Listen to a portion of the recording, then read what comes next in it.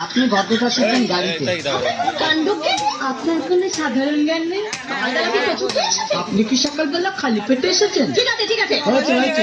একটা মেয়ের সঙ্গে ঝগড়া করতে আপনার লজ্জা করে না? একটা ছেলের সাথে কথা বলতে আপনার ভয় করে না?